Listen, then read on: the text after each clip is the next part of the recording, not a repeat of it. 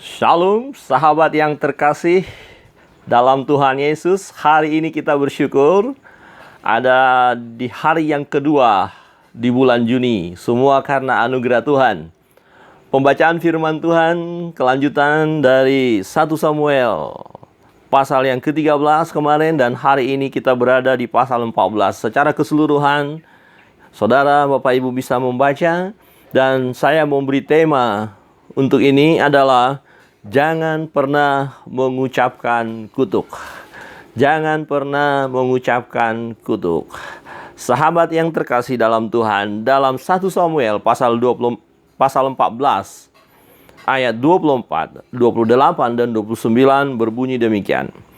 Ketika orang-orang Israel terdesak pada hari itu, Saul menyuruh rakyat mengucapkan kutuk. Katanya, terkutuklah orang yang memakan sesuatu sebelum matahari terbenam dan sebelum aku membalas dendam terhadap musuhku.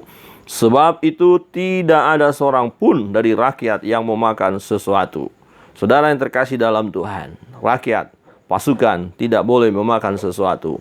Ayat berikut. Dan seorang dari rakyat berbicara, katanya, ayahmu telah menyuruh rakyat bersumpah dengan bersungguh-sungguh. Katanya, terkutuklah orang yang memakan sesuatu pada hari ini, sebab itu rakyat letih lesu. Lalu kata Yonatan, ayahku mencelakakan negeri.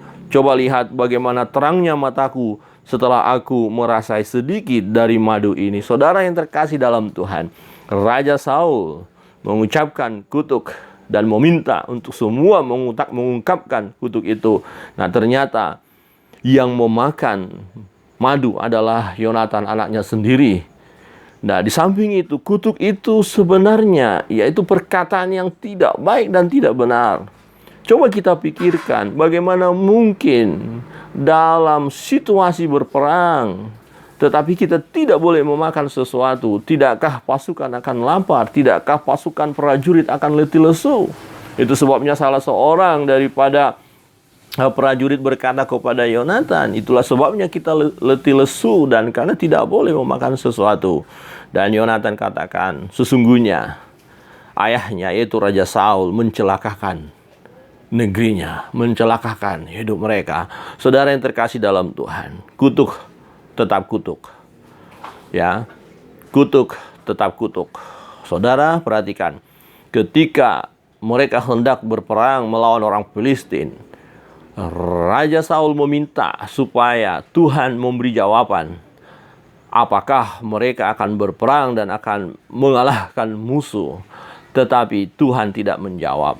Tuhan tidak memberi petunjuk. Raja Saul menyadari, mesti ada sesuatu yang keliru, mesti ada sesuatu yang salah, mesti ada sesuatu yang berdosa. Akhirnya disepakati untuk mencari penyebabnya, dan didapatlah ternyata Yonatan penyebabnya. Di mana Yonatan akhirnya mengakui bahwa dia sudah melanggar apa yang Raja Saul katakan dan rakyat itu. Yonatan sudah memakan madu itu, dan Yonatan bertanggung jawab. Yonatan bersedia untuk menanggung resikonya. Yonatan siap untuk mati. Tetapi rakyat, pasukan menggagalkan karena rakyat Israel, pasukan Israel ya meminta supaya Yonatan jangan mati hanya karena itu. Dan akhirnya Yonatan lepas. Saudara yang terkasih dalam Tuhan, ini menjadi satu peringatan bagi kita, supaya kita jangan sampai mengatakan kutuk. Kutuk itu ya seperti pengalaman Raja Saul, bisa mencelakakan negerinya, bisa mencelakakan pasukannya, bisa mencelakakan keluarganya, bisa mencelakakan dirinya sendiri. Untuk itu, menjadi peringatan bagi kita, jika kita pernah mengungkapkan kutuk, maka di hadapan Tuhan kita harus menyangkalinya. Kita harus cabut, kita harus patahkan kuasa daripada kutuk itu. Bagaimana caranya, saudara yang terkasih dalam Tuhan? Ya, kita masuk dalam hadirat Allah, kita berdoa, kita mengakui di hadapan Tuhan.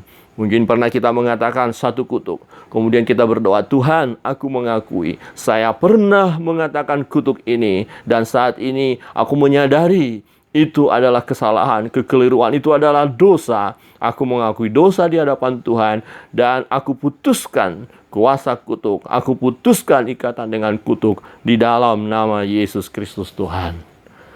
Amin. Jadi saudara, kita harus lakukan itu. Mungkin satu contoh, ya, seseorang yang pernah disakiti oleh orang lain, kemudian orang itu melakukan kutuk. Kiranya rumah tanggamu hancur, usahamu hancur, hidupmu hancur. Ini satu perkataan yang mengutuk.